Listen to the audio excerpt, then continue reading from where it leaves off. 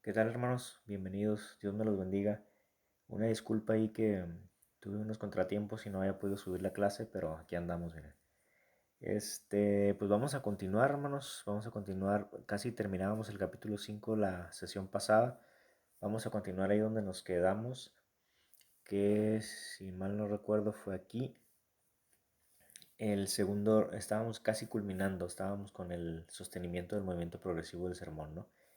Y el segundo requisito es que haya transiciones fáciles de un pensamiento a otro. Esto significa que pues debemos, lo que vayamos a transmitir no tiene que ser nada difícil, sino que si vas a cambiar de un punto a otro, si vas a cambiar por ejemplo, si estás diciendo alguna ilustración, algún ejemplo, que cuando vayas a hacer la transición, terminar, sea algo fácil de asimilar o sea sencillo, ¿no? No que rompas y que sea como un frenón, ¿no? Sino más bien que continúe esa progresión en el sermón. A eso se refiere con ese segundo requisito, ¿no? Debemos cuidar siempre esa parte, ¿no? Que cómo hacer las transiciones de una a otra, ¿no? Eso se aprende pues obviamente sobre la marcha, es imposible, yo se los digo, es imposible que todo lo que vayamos a aprender en esta clase y todo lo que van a aprender en otras clases lo puedan aplicar en un sermón, ¿no? Es imposible. Poco a poco van a ir tomando lo que más les guste, lo que más se les facilite a ustedes y van a poder hacer esas transiciones también en la progresión de sus sermones, ¿no? Bien, hermanos. El punto C es el tercer requisito del sostenimiento del movimiento progresivo en el sermón es el uso predominante del tiempo presente a través de toda la discusión. Aquí es crucial, creo que ya lo habíamos mencionado en la clase pasada, necesitamos también, para que tu sermón sea progresivo, pues necesitamos como actualizarlo, modernizarlo y estarlo predicando como si fuera el presente, ¿no? Para obviamente aplicarlo a nuestra vida, ¿no? No quedarnos en el pasado y que quede solamente como un recordatorio, como una historia de lo que vivieron ellos, sino más bien nosotros cómo podemos vivirlo también en el presente. A eso se refiere también. Es crucial para poder tener esa progresión en nuestro sermón, que usemos el presente en todo nuestro sermón. Obviamente podemos usar datos históricos y compartirlos, pero obviamente aplicarlos, ¿no? Trasladarlos a la modernidad, ¿no? Entonces, el inciso D, el último requisito del sostenimiento del movimiento progresivo en el sermón, perdón, es la estricta eliminación de toda digresión innecesaria. ¿Qué significa esta palabra? Sin más ni menos, es como las cosas que a veces usamos y nos salimos por la tangente, ¿no? Como decimos coloquialmente. Entonces, hay que eliminar todo eso que no tiene que ver que no tiene una relación directa con el tema principal, aunque sea una ilustración, una anécdota, un ejemplo que sea muy, muy bueno, muy agradable, pero si no tiene una relación directa con el tema, o hay que explicarlo o a detalle para que pueda encajar, entonces es mejor eliminar todas esas cosas, es innecesario. Entonces hay que cuidar eso, hermanos, hay que cuidar. Es muy fácil caer porque encontramos, de repente estamos en internet o de repente escuchamos una ilustración, una anécdota, algo que nos gustó y queremos agregarlo en nuestro sermón y a veces no queda, por más que queramos, no queda. Entonces hay que eliminar todo esto, hermanos, hay que quitarlo, toda digresión innecesaria. Incluso también podría aplicar en versículos, ¿eh? A veces queremos como forzar un versículo, ¿no? También pudiera aplicar en este caso, ¿no? Vamos a continuar. Inciso C, la culminación del movimiento progresivo del sermón. Aquí ya estamos terminando en este punto del movimiento progresivo.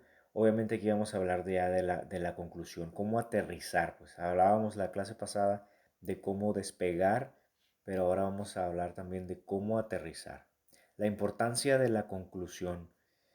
Bien, hermanos, pues la importancia de la conclusión es crucial como al inicio. Es esencial que despeguemos el aterrizaje, por así decirlo, usando la ilustración del avión, es importantísima, ¿no? Es crucial. Un buen aterrizaje es lo que te da la pauta para poder llegar a tu destino, a donde querías llegar sano y salvo. Entonces, en tu sermón también la conclusión es algo que debemos cuidar, este, porque puedes tener un buen despegue, puedes tener un buen viaje, todo esto estuvo correcto, pero al final, cuando ya vas a querer aterrizar, nos podemos estrellar, y me incluyo porque a lo mejor no he hecho algunas muy buenas conclusiones o me ha faltado como pulir esa parte de la conclusión, y debemos tener mucho cuidado, hermanos, en la conclusión. Es igual de importante que todo lo demás. No debemos dejarla como que, pues ya es el final, nomás voy a hacer el llamado, este, repito los puntos y ya. No, hermano, no debemos limitarnos a eso. Claro que sí lo podemos hacer de esa manera y lo vamos a ver ahorita más adelante, pero necesitamos enfocarnos un poquito más y darle la importancia que se merece la conclusión. Los elementos principales que pueden entrar en la conclusión del sermón. Los elementos, uno es la recapitulación, es lo que les mencionaba hace un momento. Sí podemos hacerlo, o sea, repetimos los puntos, podemos incluso hasta decir algunas breves definiciones, pero muy breves, ya no como antes, ¿no? Ya no como cuando lo explicaste en el sermón, sino ya un poquito más, eh, ¿cómo decirlo? En resumen, o sea, ya como un resumen muy breve y recapitulando cada uno de los puntos principales que se dieron, y haciendo alusión a lo más importante o relevante de cada punto, ¿no? Y esa es una manera de cómo podemos concluir un sermón. Y al final, obviamente, pues se hace el llamado. Más adelante también lo vamos a tocar, ¿no? También está la parte de la aplicación. Obviamente, en la recapitulación se utiliza la aplicación, ¿no? Pero si no quieres recapitular al final de tu sermón, de tu discurso, puedes utilizar solamente la aplicación, ¿no? Esta es un poco, a lo mejor un poquito más corta, o dependiendo, puedes utilizar una combinación de la recapitulación con la aplicación. ¿Cómo? Pues aplicando, por ejemplo, cada punto, ¿no? Aplicándolo a tu vida. El punto número uno, el punto número dos, el punto número tres, lo aplicas a tu vida y a la vida de los oyentes, ¿no? Entonces, el número tres es la demostración. Aquí en la demostración, hermanos,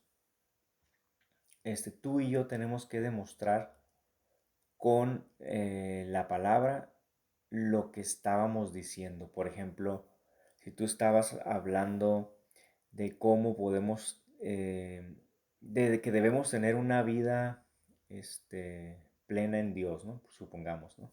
O una cercanía con Dios.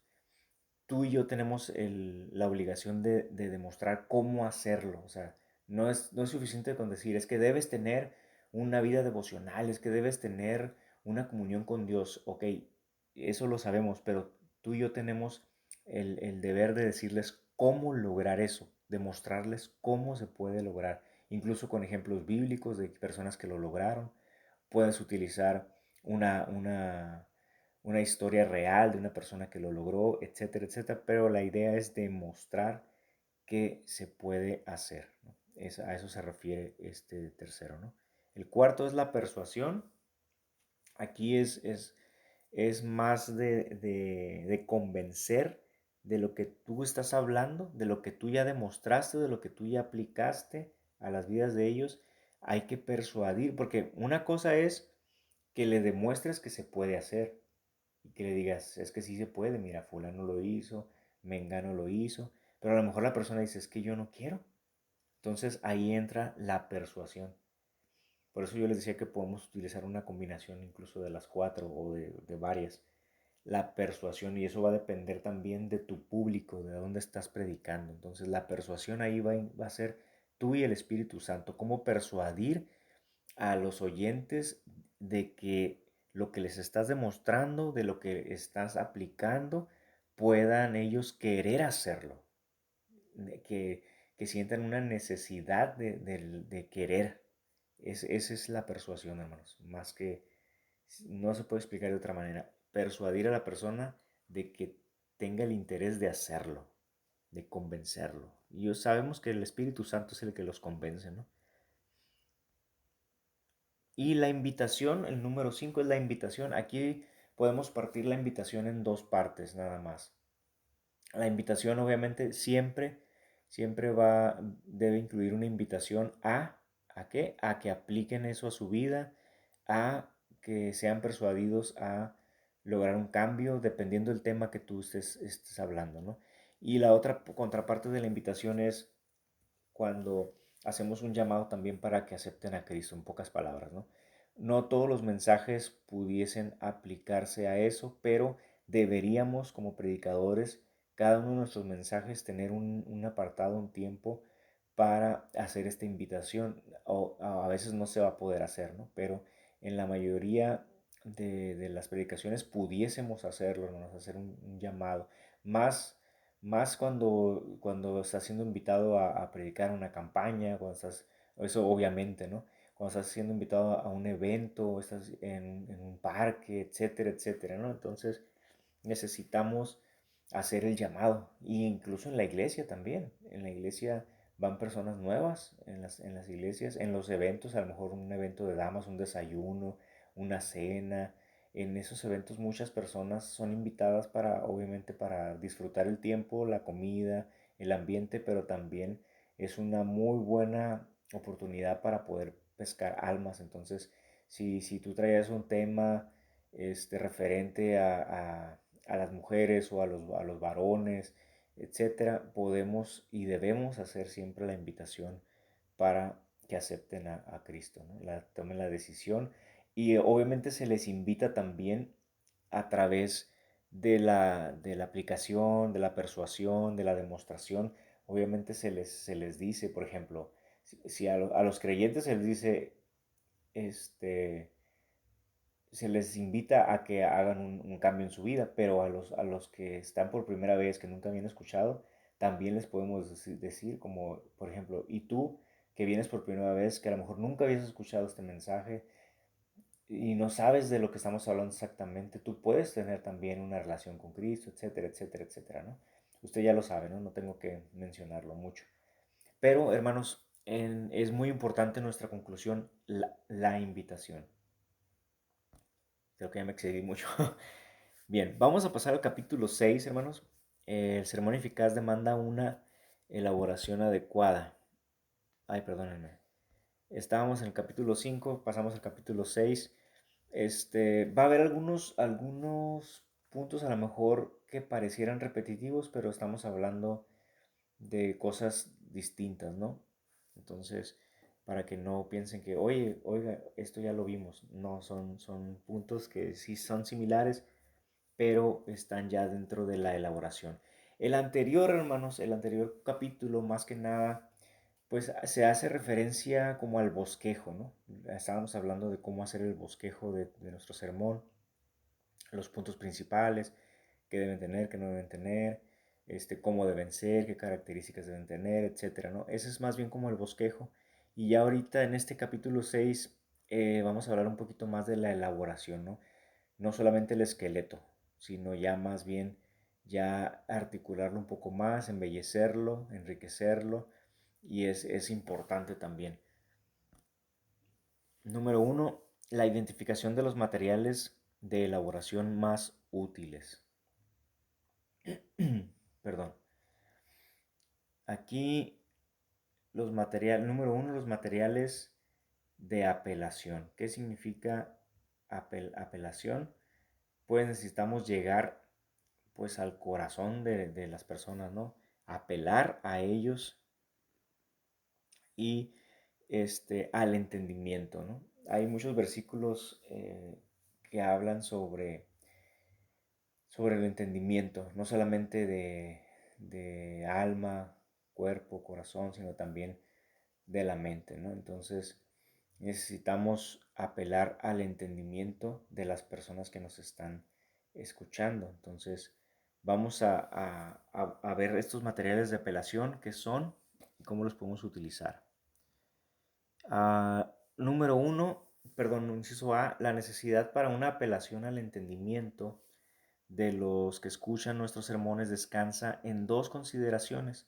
La primera es que la gente viene a oírnos realmente, desea comprender mejor la palabra de Dios. Esa es la primera premisa, ¿no? De que realmente quieren escuchar y quieren saber y quieren aprender.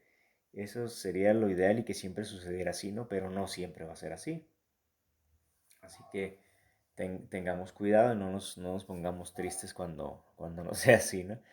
Entonces, necesitamos apelar al entendimiento de quienes nos escuchan.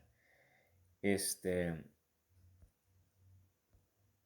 la segunda consideración es esta: tal apelación es indispensable para el propósito total de la predicación cristiana. Es decir, que si no vienen a escucharnos, de todas maneras necesitamos llegar a su razonamiento, ¿no? Necesitamos hacerles entender que les conviene la palabra de Dios. Eso es prácticamente lo que está, las dos premisas de las que estábamos mencionando, ¿no? En la predicación es la comunicación verbal de la verdad divina con el fin de persuadir. Ese es nuestro objetivo, hermanos, persuadir. Pero no es posible mover la voluntad sin primero iluminar el entendimiento. Así que para poder persuadir necesitamos nosotros llegar a su entendimiento, a su razón, e iluminarles ¿con qué? Con la palabra con la luz de Cristo. Entonces, eso es un trabajo pues grande y fenomenal, hermano. No es nada sencillo, más cuando estamos predicando ante personas que no conocen a Cristo, ¿no? Es difícil. Bien, cuando gastamos... perdónenme, me brinqué. Bien, vamos a ver el inciso B. El inciso B es la esfera de las apelaciones al entendimiento en la predicación es realmente triple. ¿Qué significa esto? Son tres cosas que necesitamos hacer. Es necesario aclarar el significado de los textos y de los temas del púlpito cristiano.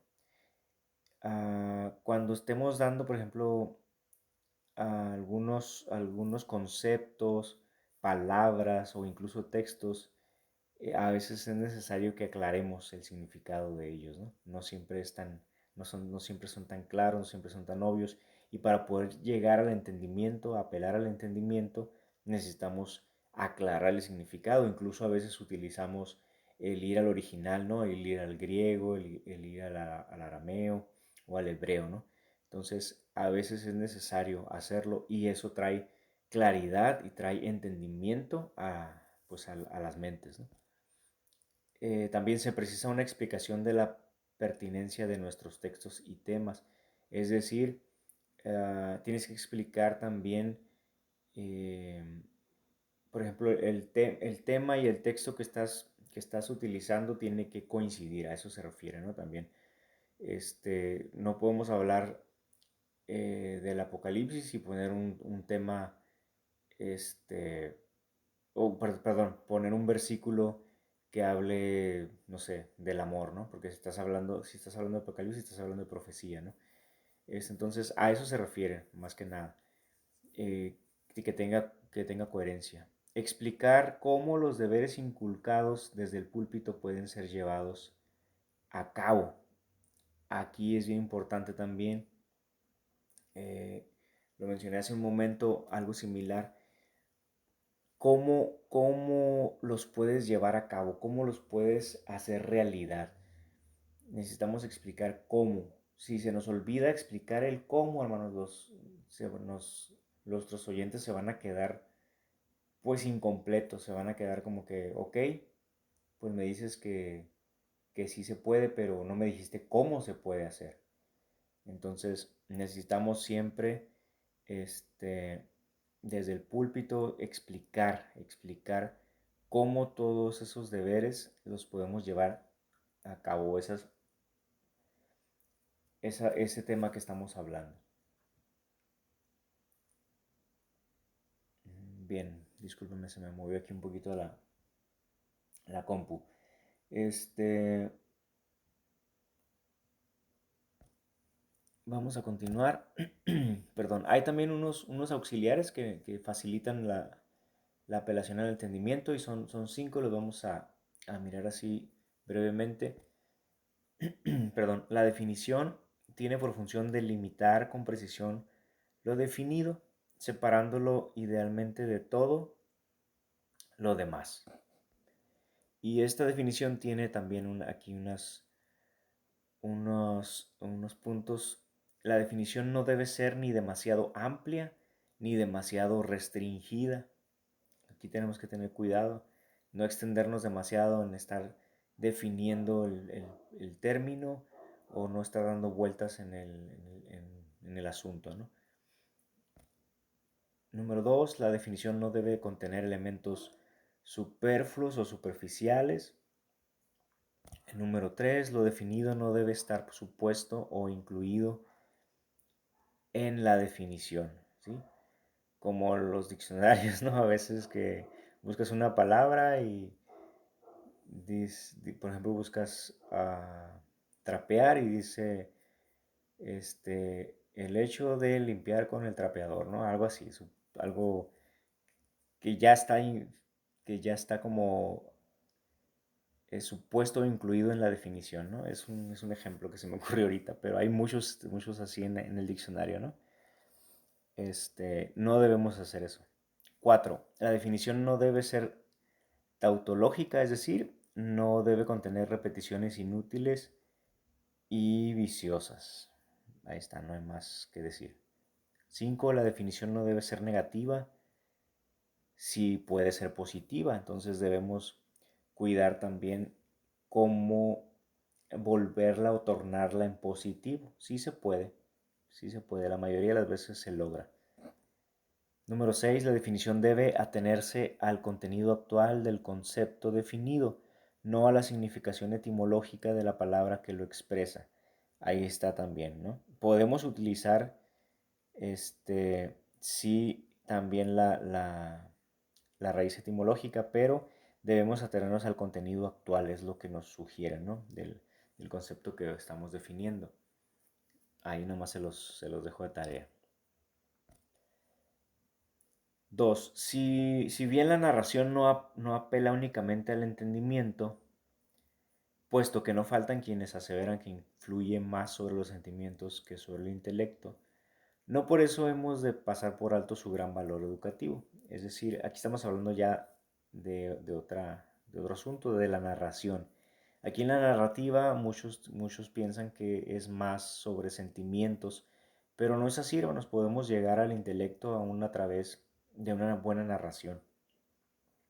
Obviamente podemos utilizar los sentimientos en medio de la narrativa, podemos hacer uso de influir en los sentimientos, pero a través de los sentimientos a veces podemos llegar al intelecto, ¿no? Y muchas veces en una narrativa nos podemos brincar completamente a los sentimientos y llegar al intelecto, porque hay veces que es necesario hablar fuerte o narrarlo de una manera fuerte y los sentimientos pues los dejamos por un lado y llegamos directamente al intelecto, ¿no? Hay ejemplos en la escritura. Número 3, la descripción apela al entendimiento por medio de la imaginación.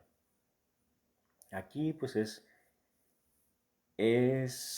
prácticamente, no sé si han escuchado algunos predicadores, ¿no? Que les dicen, a ver, cierren los ojos y empiezan a describir algo, ¿no? Y hacen el uso de la imaginación.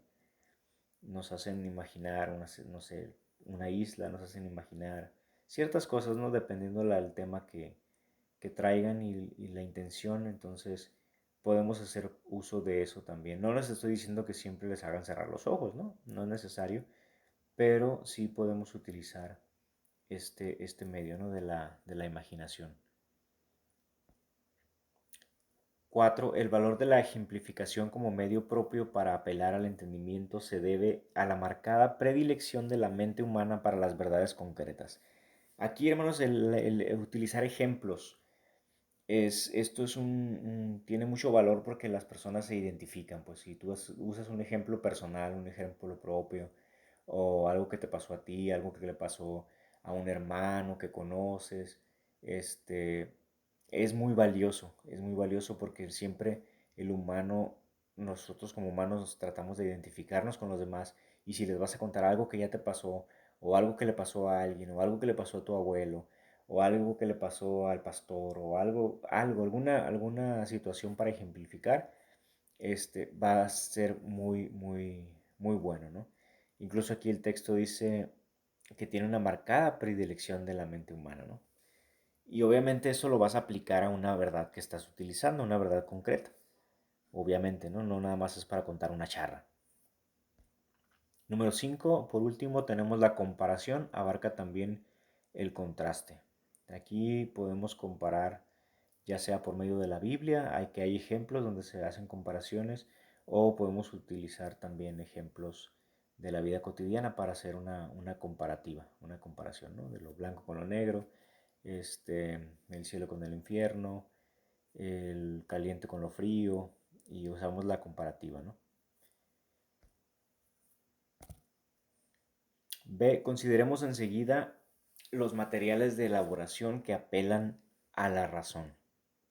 Estos bien podrían ser llamados materiales de argumentación. El lugar del razonamiento en la predicación. ¿Qué lugar tiene, hermanos, el razonamiento en la predicación? Es muy importante, hermanos, que siempre lo tengamos presente. Necesitamos llegar a la razón. Miren, a mí me tocó estar algún tiempo compartiendo en el centro tutelar este, de menores. Y bueno, ya no se llama tutelar, ahora se llama Centro de Tratamiento de Adolescentes o algo así. Los siglas son CTA, pero ya no se llama tutelar. Entonces, en ese lugar siempre tienes que llegar más, bueno, en mi caso, yo lo sentí así, que tenía que llegar a la razón de los muchachos, porque ellos, pues están ahí por un motivo, ¿no? Fuerte, ¿no? La mayoría de ellos. Y siempre les tenían dudas, ¿no? Tenían dudas. No, pero pues me decían, por ejemplo, no, pues es que cómo Dios puede permitir todo lo que pasa, y muchas dudas de ese estilo, ¿no? Que todos tuvimos en su momento. Este, y decían, no, es que yo no creo en Dios porque, pues mira cómo está todo, todo, todo, mira dónde estoy, y etcétera, etcétera, ¿no? Y ya yo les decía, siempre utilizaba diferentes situaciones, pero siempre recuerdo una que siempre la comparto. Este, y no nomás la he utilizado con ellos, lo he utilizado en otros ambientes. Pero yo les decía, por ejemplo, miren, si Dios no fuera bueno, nomás déjenme decirles alguna pregunta. Y ya les preguntaba yo, por ejemplo, ¿conocen los 10 mandamientos? Y ya decía uno que otro, no, pues más o menos.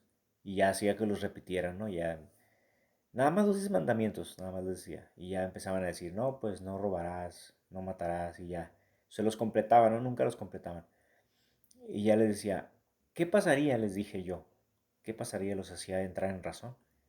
¿Qué pasaría si todos, absolutamente todos en la tierra, cumpliéramos solamente los 10 mandamientos? Solamente los 10 mandamientos.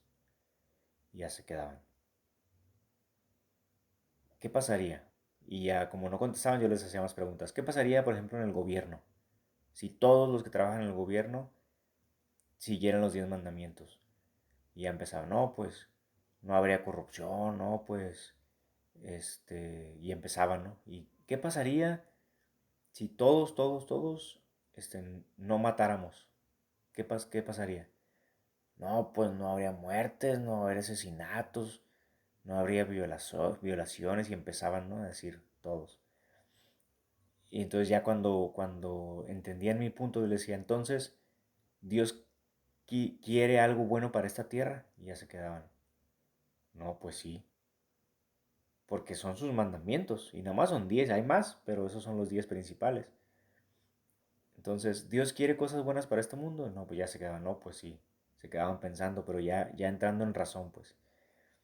Entonces, eso, hermanos, es lo que debemos lograr en nuestros sermones, entrar, que el lugar de razonamiento sea indispensable en nuestra predicación. Eso es solamente por decir un ejemplo, ¿no? Entonces, es importante. El cultivo de los poderes de razonamiento, esto no es más que sepamos usted y yo que todos tenemos este poder de razonamiento. Todos podemos llegar a hacerlo, pero tú y yo como predicadores necesitamos hacer que la gente logre poder razonar. ¿Cómo lo vamos a hacer tú y yo? Pues necesitamos nosotros estudiar, necesitamos nosotros ver cómo lo vamos a hacer, ver qué estrategias vamos a utilizar, ver qué ilustración, ejemplos, qué introducción, cómo hacer entrar en razón en cada parte del sermón sería lo ideal, ¿no? Desde la introducción, cómo poder hacer que se desarrolle en los oyentes este poder de razonamiento. Pero eso va a depender de ti y de mí y obviamente vamos a tener ayuda del Espíritu Santo, ¿no? El inciso C, la naturaleza esencial del razonamiento en la predicación. Muchas veces el predicador necesita dar razones en apoyo de la tesis que sustenta. No siempre, pero muchas veces sí necesitamos dar razones, ¿no? de lo que estamos tratando de explicar. Esto también ya lo habíamos mencionado, algo similar, ¿no? Entonces necesitamos, como estamos en los materiales de argumentación, necesitamos sustentar lo que estamos diciendo, dando razones, dando explicaciones. Como lo hice yo con estos muchachos del tutelar, ¿no? También hay que darles razones de por qué Dios permite las cosas entre los puntos que preguntaban, ¿no? Hay que dar razones, hay que sustentar lo que estás diciendo. Número dos, el predicador necesita seguir una línea de razonamiento, es decir, no nos vamos a brincar de un lugar a otro, ¿no? Necesitamos tener una línea y seguirla y no salirnos de ahí, porque entonces, pues vamos a confundir, vamos a confundir a los que nos están oyendo. Aquí vamos a hablar de las inferencias. Estamos aquí en la línea de razonamiento y cómo la podemos lograr con estas. Las inferencias, perdón, directas. Esto no tiene mucho que explicarse. El razonamiento puede ser simple o complejo. Es simple cuando de una verdad se deriva otra directamente, ¿no? Es como un versículo que te dice directamente lo que necesitas hacer, lo que debes hacer. Cuando ya está directo ahí, cuando está inferido directamente, no hay vuelta de hoja, ¿no? Y están las inferencias indirectas. Esto con más frecuencia, sin embargo, utilizamos el razonamiento complejo, o sean las inferencias indirectas. Estas son de tres grandes clases: los razonamientos deductivos. El razonamiento deductivo, hermanos, va de lo general a lo particular, es decir, tú deduces de lo que te están diciendo en general y lo aplicas a tu vida en lo personal. Entonces va de lo general a lo particular, y el inductivo es al revés, va de lo particular a lo general, ¿no? Entonces es una inferencia indirecta también. Va de lo particular a lo general y lo puedes utilizar también como parte de, ¿no? Y los que son por analogía, ese sí es más que nada de lo particular a lo particular. Es decir, cuando estás haciendo la analogía, lo haces de manera particular y tú te lo aplicas también a tu vida de manera particular. A eso se refiere más que nada. Trae un poquito más de explicación en el libro si quieren leerlo, pero pienso yo que no es tan complejo entenderlo, ¿no? Simplemente estamos hablando de una inferencia indirecta que puede ser en la Biblia, puede ser en una historia que estés contando, lo puedes utilizar y aplicar en diferentes formas. Vamos a entrar en inciso D, tipos de argumentos especiales útiles en la predicación. El argumento a fortiori es aquel que demuestra que si algo es verdadero en un caso menos probable, real o supuesto, tiene que ser considerado como mucho más cierto en un caso más probable. Aquí es, por ejemplo, perdón, el que esté libre de pecado que tire la primera piedra, ¿no? Es un ejemplo. Hay muchos ejemplos también ahí, el libro de texto menciona algunas porciones bíblicas como ejemplos del argumento a fortiori, ¿no? Este, no, pues no vamos a mencionar más. El dilema presenta dos supuestos contradictorios, tales que no importa por cuál se tome la decisión, el resultado será lo mismo, ¿no? Aquí también menciona algunos versículos y casi siempre en los versículos que tienen este dilema es una pregunta, ¿no? Es una pregunta que hacen, o es esto o es aquello. Entonces, lo podemos hacer también nosotros, no necesariamente con la escritura, pero si tienes un versículo que presenta un dilema, lo puedes utilizar.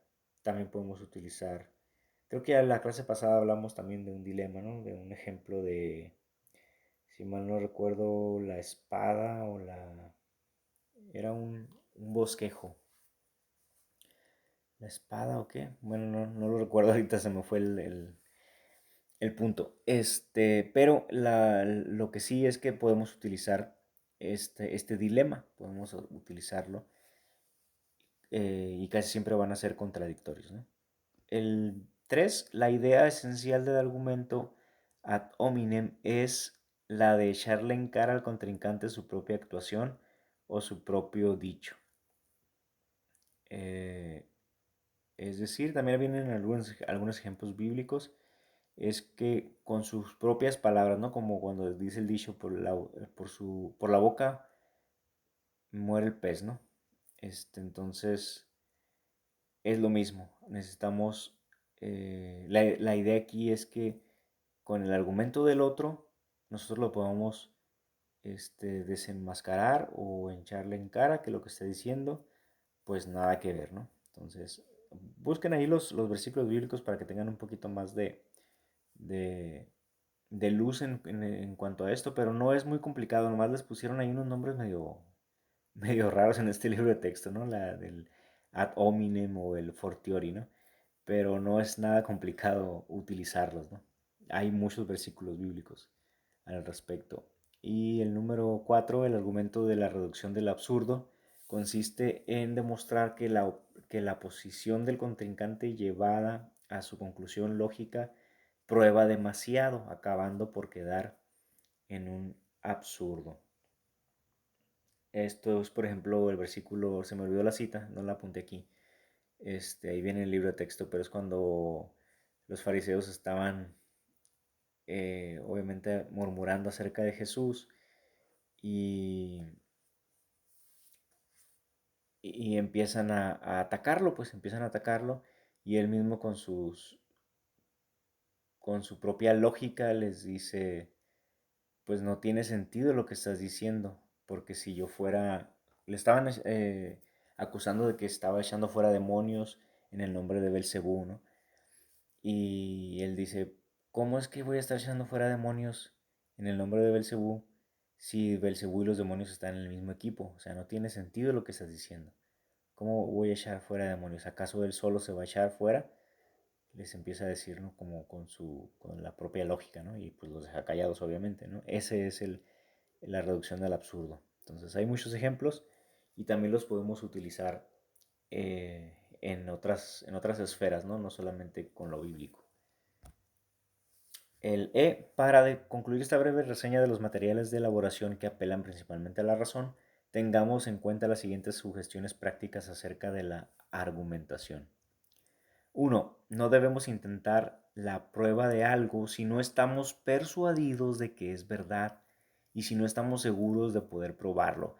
Hermanos, aquí es un punto importante. A mí me ha tocado tener que eliminar ejemplos, eliminar datos que no he podido comprobar al 100% y como no estoy 100% seguro, mejor no la quiero regar y mejor lo saco, aunque por muy bonito que esté, por muy este, informativo que pudiera presentarse, yo prefiero mejor omitirlo porque no vaya a ser el ridículo y más ahora en estos tiempos donde ya todo está grabado, ¿no? Todo está en las redes y pues bueno, preferible mejor no decir algo que no estás completamente seguro, que por más que investigaste no pudiste comprobarlo, entonces no lo hagamos. Número dos, todo argumento debe comenzar con algo que admiten plenamente las personas a quienes hablamos, ¿no? Esto pues no hay mucho que explicar, está muy sencillo de entender, ¿no? Siempre debemos usar argumentos que sean inteligibles a nuestros oyentes y propios para impresionar sus respectivas mentes. Es decir, no utilizar palabras así muy altas, ¿no? Palabras muy bonitas que a veces ni tú ni yo entendemos, ¿no? Que por querer impresionar, en realidad a veces vamos a dejarlos con más dudas o vamos a tener que explicar lo que significa la palabra, ¿no? Entonces mejor utilizar palabras sencillas, inteligibles y pues con eso impresionamos también. La idea es que entiendan el mensaje, no que se queden impresionados por tu rico lenguaje que ellos no entienden.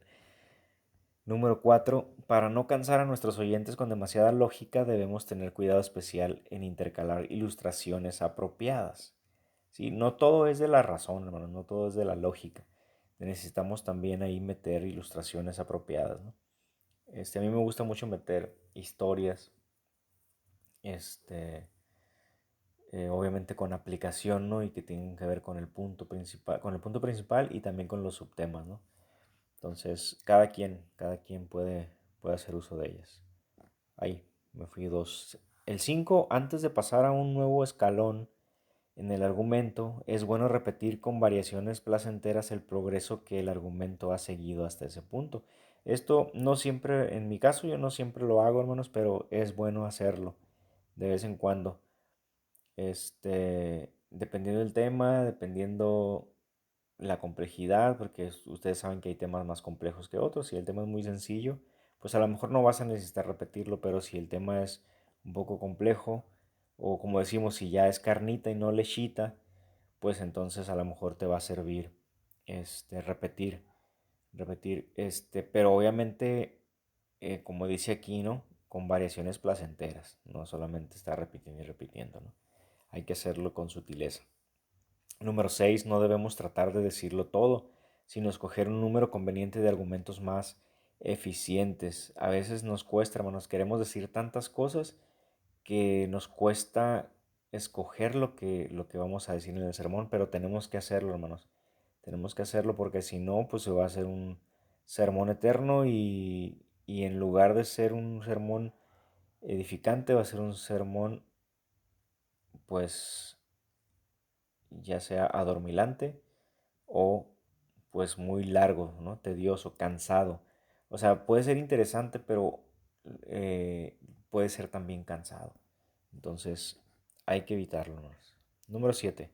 La argumentación en el púlpito debe tener como fin no el de triunfar, sino el de hacer el bien. Si tú y yo hacemos el bien, entonces triunfamos, hermanos. Necesitamos hacer el bien, buscar el bien de los oyentes, de quienes están recibiendo el mensaje y no solamente el de triunfar. Ese que sea nuestro objetivo. Pasemos ahora a una discusión de los materiales de elaboración que apelan al sentido de la necesidad. Aquí son tres, si mal no recuerdo, la necesidad del amor. Todos tenemos necesidad de amor por naturaleza, por instinto. Todos necesitamos el amor, así que podemos hacer uso de este sentido de necesidad. Puedes utilizar ilustraciones que apelen al sentido de la necesidad, puedes utilizar historias que apelen al sentido de la necesidad del amor. Estamos ahorita en la necesidad del amor, ¿no? Y van a ser muy buenas dependiendo, por ejemplo, si te invitaron a un tema, para dar un tema un 14 de febrero, pues obviamente vas a utilizar un sentido de la necesidad del amor, ¿no? Pudieras utilizarlo, ¿no? También está la necesidad del poder o sea de significancia. Todos, todos queremos pertenecer a algo, necesitamos encajar en un grupo, somos seres pues que necesitan relaciones con otros, necesitan tener un significado. Entonces, como iglesia, parte del colectivo como iglesia pues es pertenecer, ¿no? Pertenecer a la congregación, soy parte de, y te sientes identificado. Entonces, ese sentido de necesidad también lo podemos utilizar para donde vayas a ir a predicar. Entonces, todos estos puntos son muy importantes tomarlos en cuenta dependiendo de dónde vas a ir. Y si vas a predicar en tu iglesia también es igual. Este, tienes que tener en mente que todos tenemos la necesidad de poder o de significancia, de que pertenecemos, de que quiero encajar, de que tengo una familia, de que tengo un grupo de música, que tengo un grupo de jóvenes, que tengo un grupo de aquello. Entonces, ahí para que lo tomen en cuenta. Inciso C, la necesidad de seguridad. Eso también es un instinto natural, ¿no? Todos necesitamos sentirnos seguros y podemos utilizarlo también a nuestro favor, apelar al sentido de la necesidad, pero de la seguridad. Y ahí pues podemos usar muchos ejemplos acerca de la necesidad de la seguridad, ¿no? Pues en Dios, en nuestro refugio, en nuestro amparo, nuestra fortaleza, etcétera, ¿no? Y cómo nos sentimos a veces solos, desamparados, cuando estamos enfermos, cuando estamos decaídos, bueno, hay infinidad, ¿no? La necesidad de seguridad. Inciso D, pero la persuasión precisa también una apelación al sentido del deber, o sea, de la conciencia moral. Y aquí, hermanos, la conciencia moral pues va a depender también del lugar donde tú estés, porque recuerden que la conciencia moral va a variar dependiendo de la cultura donde estés, ¿no? Recuerdo mucho un ejemplo que utilizó, bueno, una anécdota que utilizó un misionero, les voy a deber el nombre, no recuerdo la verdad, hace muchos años, donde, donde nos relataba que fueron a predicar a una tribu, me parece que fue Marcos Schultz, si mal no recuerdo, pero bueno, lo importante es que eh, fueron a predicar a una tribu y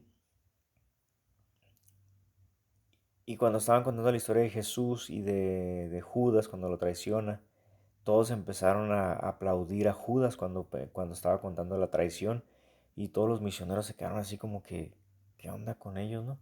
Lo que pasaba es que en su cultura, en lo moral, el traicionar era algo bien visto. Entonces, hermanos, aquí cuando tú y yo queremos persuadir, necesitamos también hacerlo a la conciencia moral, pero obviamente va a depender del lugar donde estés, ¿no? Pues donde estés. Hay mucho que hablar al respecto, ¿no? Pero bueno, podemos apelar también a este sentido del deber, ¿no? De que debes hacerlo, de que debes, de acuerdo a lo moral, es lo correcto, etcétera, etcétera, ¿no? Entonces, hay como una moral universal, ¿no? Hay una moral universal, pero no, pero varía dependiendo de las culturas, ¿no? Entonces, tómenlo en cuenta, por favor. Por último, el sermón eficaz debe presentar materiales de elaboración que apelan a los sentimientos de los oyentes. Somos, hermanos, sentimientos y emociones también. Entonces, se vale también presentar materiales que apelen a los sentimientos. Sí, se vale, claro que sí. Obviamente no es lo que queremos que solamente sean emociones, porque podemos apelar a las emociones, pero se van a quedar simplemente hasta ahí. Lo que queremos y pretendemos es que el Espíritu Santo haga una obra. Entonces debemos también tener cuidado de no ser solamente sentimentalismo, ¿no? Inciso A, en relación con esto hay dos extremos que evitar. Uno es el de apelar casi exclusivamente a las emociones, que es lo que estaba diciendo. La predicación que está sobrecargada de apelaciones emotivas puede provocar muchas profesiones de fe, pero producirá pocas verdaderas conversiones al Señor. ¿Y después de qué sirve, no? que estén todos llorando en la predicación, pero en realidad simplemente fue una emoción. Por otra parte, es igualmente contraproducente el extremo opuesto, es decir, no usar nada de emociones, ser frívolo es también contraproducente, así que debemos buscar el equilibrio para que cuando utilices tu material que apele al sentimiento, pase también, trascienda a la razón y trascienda a lo espiritual, o sea, no se quede solamente en el sentimiento, ¿no? Hay un lugar legítimo en la obra del púlpito para las apelaciones a los sentimientos básicos del ser humano.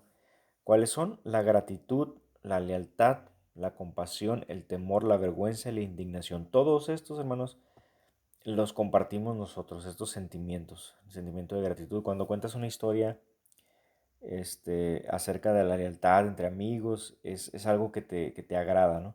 De la gratitud, de la compasión, es también de la vergüenza, porque todos hemos sentido vergüenza, todos hemos sentido temor, todos hemos sentido gratitud, compasión, todas estas palabras las hemos sentido. Entonces, cuando utilizamos este material que apela al sentimiento, pues va a ser muy bueno y va a identificar a la iglesia o a los oyentes donde quiera que estés.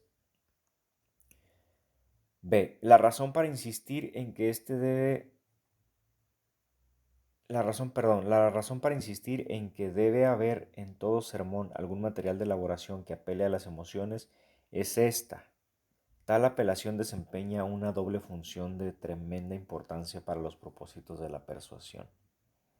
En primer lugar, la apelación a las emociones tiende a unificar a la congregación, que es lo que les acabo de mencionar hace 3 segundos. Apela a nuestras emociones y nos une como congregación, porque todos hemos sentido vergüenza, porque todos hemos sentido temor, y cuando estás contando algo referente al temor, algo referente a la gratitud, algo referente a la vergüenza, pues nos identificamos y nos unimos y nos volteamos a vernos así como que, hey, ahí te hablan, como, no sé si les ha tocado, ¿no? Número 2, la apelación a las emociones constituye el ataque más certero sobre la fortaleza principal de la voluntad individual, ¿no? Te rompe por dentro. Porque al final de cuentas nadie es una máquina, entonces las emociones van a trastocar, aunque parezca piedra por fuera, por dentro puede hacer una obra en los corazones.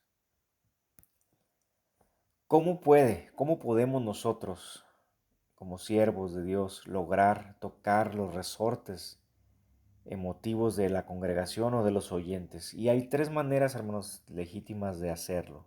3 maneras. Número 1 es por medio de la memoria. Por ejemplo, si vas a predicar en tu iglesia y conoces alguna situación en el pasado que vivieron y fue tremenda, pero que aunque haya sido una circunstancia difícil, dura, pero que Dios se movió e hizo una obra y todo lo tornó para bien, podemos utilizarlo como medio para la memoria, y pues va a ser como un recuerdo y va a unir también a la iglesia.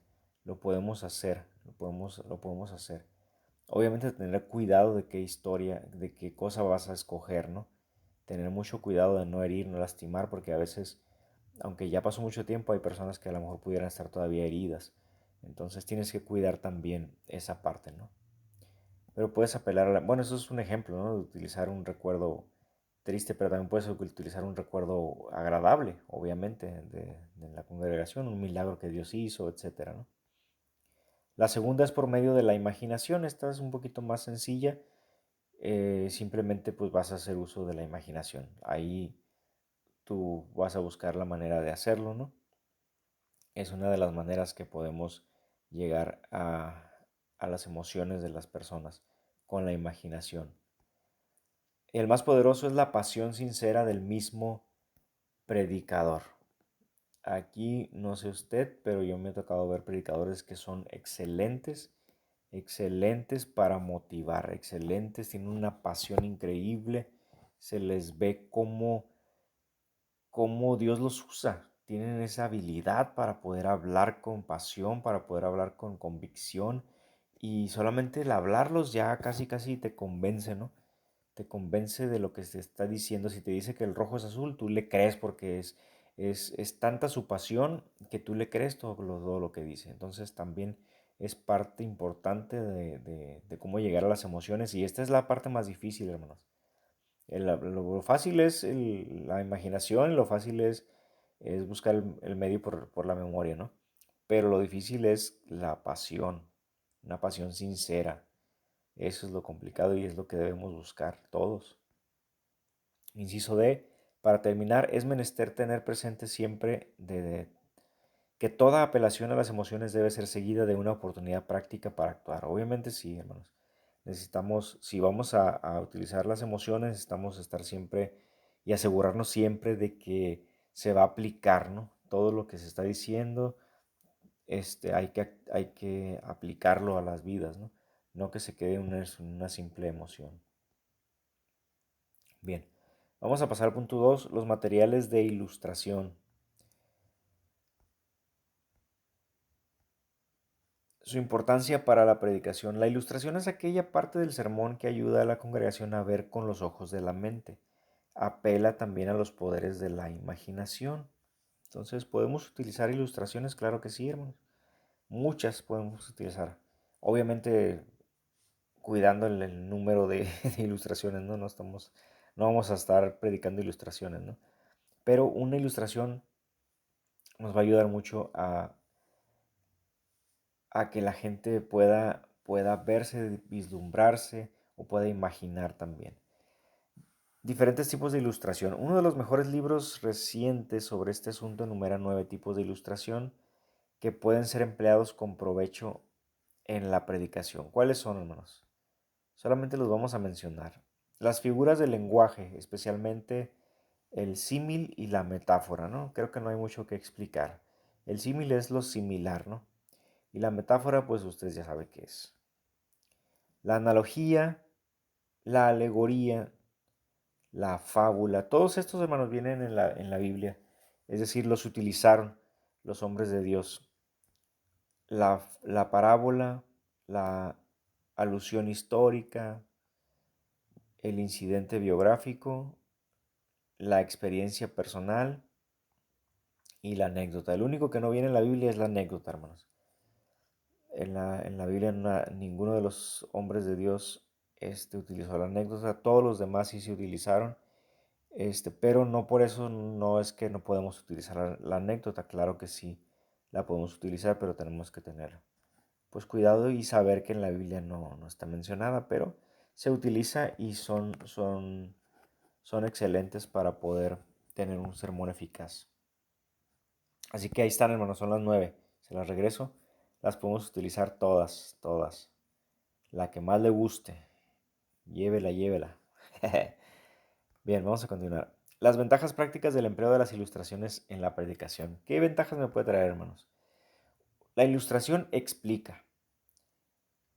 Y aquí hay que tener cuidado, si tu ilustración la tienes que explicar, entonces ya no es ilustración, hermano. Simplemente tú cuentas la ilustración y la ilustración no solamente es contada, puede ser también algo físico. Puedes llevar un martillo, puedes llevar un globo, puedes llevar una canasta, puedes llevar lo que sea que quieras ilustrar, lo puedes llevar.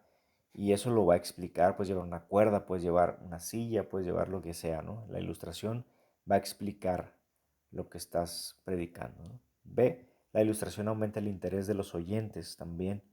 Obviamente si llevas un martillo, pues se van a quedar así como que, ¿qué onda? ¿Qué va a hacer con ese martillo, no? Y aumenta el interés. Eso es parte importante, ¿no? Inciso C, la ilustración ayuda poderosamente para conservar la atención de los oyentes. Por ejemplo, si vas a llevar cosas físicas y las puedes, a veces las esconden y las muestran en el momento, pero a veces las están ahí físicamente y la gente las está viendo tenemos que también tener cuidado, hermanos. Tenemos que tener también cuidado porque si hacemos esto, a lo mejor podemos distraer también a las personas. Entonces hay que tener ahí un equilibrio, ¿no? Pero sí ayuda para conservar la atención de los oyentes. O si se estaban ya durmiendo y de repente tenías escondido algo como ilustración, tenías escondido un cuchillo o una hacha o lo que quieras que ibas a llevar de ilustración, pues obviamente va a conservar la atención, ¿no? Si las estabas perdiendo, los regresas porque los regresas con una buena ilustración. Inciso D, la ilustración fortalece el argumento y de esta manera ayuda al convencimiento de la razón. Eso sí es muy cierto, hermanos. A veces las palabras a veces se le olvidan, pero si tú llevas a un sermón un hacha, créeme que siempre van a acordarse de que llevaste un hacha. Y si hiciste una buena aplicación, pues siempre lo van a recordar. Siempre lo van a recordar. Recuerdo una vez que yo he llevado cosas, pero lo más loco que he llevado fue una tabla, un tablón, y lo puse entre dos escaleras y yo me puse en medio para ilustrar en mi punto. Este, y, y la gente pues obviamente todavía hasta lo recuerda, ¿no? Pero el punto es que o sea, hagamos un impacto en la vida de los oyentes, ¿no? Y tengamos cuidado. También me han pasado cosas negativas, no crean que soy perfecto. También he dado ilustraciones que a lo mejor no estaban un poquito fuera de lugar, en el sentido de que recuerdan más la ilustración que utilicé como chiste que lo que quise decir. Entonces, poco a poco, hermanos, van a ir aprendiendo. En mis primeros sermones también, obviamente me equivocaba, ¿no? Pero bueno, ahí ustedes también van a ir aprendiendo sobre la marcha. No se preocupen. Inciso E. La ilustración conmueve los sentimientos, cooperando en esta forma para la persuasión de la voluntad. Ahí está, también podemos utilizar ilustraciones que conmuevan, ¿no?, a los sentimientos para que pues se persuadan la gente. F, la ilustración ayuda poderosamente a la memoria. Bueno, ya lo mencioné, ya no tengo que mencionar nada, ¿no? Ayuda a recordar por años lo que quisiste decir en tu punto. G, la ilustración proporciona descansos mentales. Obviamente, si los estabas perdiendo, es un descanso mental y vuelven a ti. La ilustración hace posible una repetición placentera de verdades importantes. Si ya estabas tú puntualizando con la ilustración, es una repetición de lo que ya estabas diciendo, ¿no? Y lo enriqueces. Bien, son todas. Inciso D, las cualidades esenciales de una buena ilustración. ¿Cómo podemos estar seguros de que una ilustración es buena? Pues con esto, en primer lugar, una buena ilustración es comprensible, ¿sí? No tienes que explicarla mucho. Es comprensible para todos, incluso hasta para niños. Además, una buena ilustración es pertinente, es decir, apropiada, que tenga que ver con el tema, pues, que no te salgas por la tangente. Tienes que tener cuidado, tenemos que tener cuidado, es que tiene que ser pertinente. Inciso C, en tercer lugar, una buena ilustración es interesante, ¿sí? Este, no vamos a llevar cualquier cosa, no vas a decir cualquier cosa, tiene que ser algo interesante, no nada más por sacarlos de onda, vayamos a decir una incoherencia, ¿no? Tiene que ser interesante. Una buena ilustración es gráfica, no necesariamente tiene que ser algo físico o tangible como les había mencionado, como un objeto. También puedes utilizar el cañón, una fotografía, un video, hay muchas cosas. Puedes utilizar a una persona del público, pero una buena ilustración es gráfica, ¿sí? Una buena ilustración es breve también, no tienes que tomarse mucho tiempo, tiene que ser breve, solamente es un descanso pequeño para poder probar tu punto o enriquecer tu punto. F, además una buena ilustración es digna de crédito. Es decir, si ya lo mencionamos hace un rato, necesitamos comprobar también que es verdadero, ¿no? Que es verdadera la ilustración. Obviamente va a depender de cuál escojas, ¿no? Necesitamos este, estar seguros de que es verdad lo que estamos diciendo. Y si la tomaste de alguien, pues también puedes decir de dónde la tomaste, ¿no?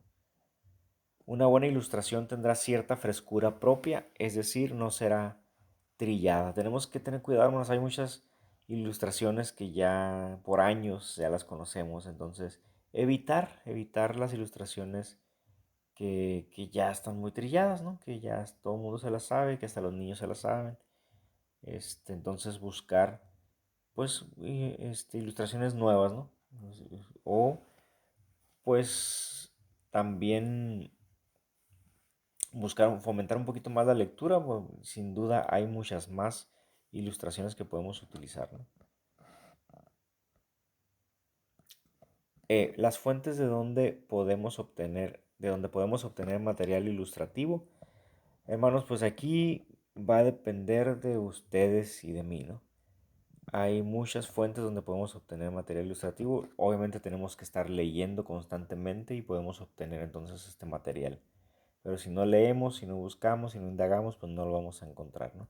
Ahorita tenemos la internet, tenemos este, libros, tenemos librerías, bueno, infinidad de cosas, revistas, hay un montón ahorita en español, en inglés, un montón de cosas que podemos obtenerte como material ilustrativo. F. Advertencias oportunas respecto al uso de la ilustración en la predicación. ¿Qué advertencias tenemos? Nunca debemos construir un sermón en torno a una ilustración.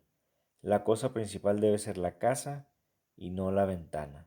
¿Sí? Tendremos que tener cuidado, hermanos, de no darle más importancia a la ilustración que al sermón en sí. B. No debemos emplear ilustraciones que necesitan ser explicadas. No vale la pena. Si lo tienes que explicar, entonces no es ilustración. Evítese la monotonía en las ilustraciones empleadas de semana en semana. ¿Sí? Hay que evitar la monotonía. No procuremos ilustrar lo que es obvio. ¿Sí? No, es innecesario. Es innecesario. Tengamos cuidado de no faltar nunca a la más rigurosa verdad en los datos que consignamos en nuestras ilustraciones. Ya lo hemos mencionado, ¿no? Igual para las ilustraciones, hay que tener veracidad en los datos. No nos hagamos el héroe de nuestras propias ilustraciones. Hay que tener cuidado, hermanos, también. Es legítimo emplear las experiencias personales, pero solo cuando sirven para glorificar a Cristo. ¿Sí? Porque luego te van a decir el yo-yo, ¿no? Entonces, cuidado. Nunca debemos emplear una ilustración que quite la atención de los oyentes del asunto principal del sermón. También, eso ya lo hablamos hace también un momento, y hay un punto atrás también que lo menciona. No, o no, obviamente, no específicamente de la ilustración, pero al final de cuentas es lo mismo, ¿no? Entonces, nada que te desvíe de la tangente, una ilustración que te va a sacar del tema. Todas las ilustraciones tienen que ver tienen que estar en sintonía en relación con el asunto principal del sermón. Las fuentes de las cuales los materiales de elaboración pueden ser obtenidos son tres. La observación, hermanos. Tú y yo tenemos la tarea, la obligación de estar observando. Si vas a ir a un lugar a predicar, si vas a ir a una comunidad, si vas a ir a alguna parte, necesitamos estar observando el entorno, el contexto, el ambiente, este, para poder entonces, pues poder tener materiales adecuados, ¿no? Y poder saber qué hacer, qué predicar. Entonces, recuerdo algunos ejemplos, una ocasión me tocó ir a una comunidad y, y estuve indagando qué es lo que hacían, porque qué hacían en sus tiempos libres y todos miraban novelas. Era su tiempo porque era una comunidad así alejada de la ciudad, entonces no había mucho que hacer en las tardes y todos tenían televisión y los únicos canales que llegaban eran pues de las novelas, ¿no? Entonces hice no recuerdo, la verdad, no, les soy sincero, no recuerdo exactamente qué ilustración hice pero me recuerdo que en alguna parte del sermón mencioné las novelas, mencioné lo que a ellos les interesaba y obviamente lo apliqué a su vida, lo apliqué a su vida y cómo Dios, no recuerdo exactamente las palabras exactas que utilicé, hermanos, pero bueno, me resultó, al final de cuentas me resultó y utilicé esa parte, pero fue porque yo estuve observando, estuve indagando, preguntando, quería yo mencionar algo que ellos hacían como cultura. Y aunque las novelas pues sabemos que a lo mejor no es tan edificante, pero utilicé eso para poder llegar a sus corazones. Bueno, también hay que tener un plan de estudio, hermanos, y eso va a depender de ti y del tiempo que tú y yo le dediquemos. Un plan de estudio con algún buen libro, semana tras semana. Necesitamos estar nutriéndonos y tener un plan de estudio. Necesitamos hacerlo también, elaborar sermones continuamente. Es muy, muy importante, hermanos. Tener un plan de estudio bíblico y tener también un plan de estudio de otros libros, ¿por qué no? Claro que se vale. Y el archivo homilético, este va a ser personal, tú lo vas a ir haciendo, lo puedes hacer en tu computadora, lo puedes hacer en tu celular, lo puedes hacer físicamente en una carpeta, tu archivero homilético de todas tus notas, de todas tus ilustraciones, lo puedes poner por tema, por categoría, como tú te acomodes a hacer tu archivo homilético. No todos tenemos pues, ¿cómo se dice? Pues no lo realizamos a veces como se debiera, simplemente vamos apuntando algunas cosas y de repente están medio desordenadas, pero hay que tratar de tener el mejor orden posible, ¿no? Entonces, en mi caso, por ejemplo, yo pongo notas en el celular y ahí las voy poniendo por fecha y anoto, por ejemplo, si algo me gustó, si algo miré, si algo escuché, lo voy anotando, o si leí algo en un libro, lo subrayo y le tomo una foto y lo agrego ahí en mis notas. Entonces, cada quien va a hacer su archivo mediático como más le parezca, ¿no? 3. La forma de expresión apropiada para estos materiales de elaboración. Muy importante, hermanos, la importancia de la forma. Puedes tener los mejores materiales, puedes tener las mejores ilustraciones, la mejor introducción, la mejor conclusión, pero si tu forma de expresarte, de hablar, no es la adecuada, no es la apropiada, hermanos, se va a arruinar todo. ¿Sí? Entonces, necesitamos saber que esto es importante. La forma en que comunicamos, la forma en que hablamos es súper importante. Si todo el tiempo vamos a estar hablando en una voz muy quedita, entonces no va a funcionar. Necesitamos hacer cambios de voz, necesitamos alzar la voz, bajar la voz, necesitamos a veces gritar un poquito o a lo mejor hacer pausas en alguna parte importante, o dar chance para que se rían también. Todo eso, hermanos, todo eso es parte de la forma en que debemos realizar también, pues todo lo que tú ya trabajaste, todo lo que te costó. Número 2, el deber de escribir. Hermanos, tú y yo tenemos el deber de escribir. ¿A qué se refiere? El libro de texto menciona que tú y yo debemos estar, por ejemplo, haciendo por lo menos, si tú no eres pastor, una vez al mes un sermón para poder estar escribiendo, estar desarrollando y no perder pues la capacidad, no perder la experiencia, no perder pues la habilidad de escribir y de hacer sermones. Entonces, para los que predicamos a veces pues no es tan complicado porque pues continuamente estamos predicando a veces una vez al mes, a veces una vez cada 2 meses y estamos desarrollando, estamos escribiendo. Entonces, obviamente el sermón, no, yo sé que el sermón no es algo que tú vayas a leer, pero el sermón se desarrolla escribiendo.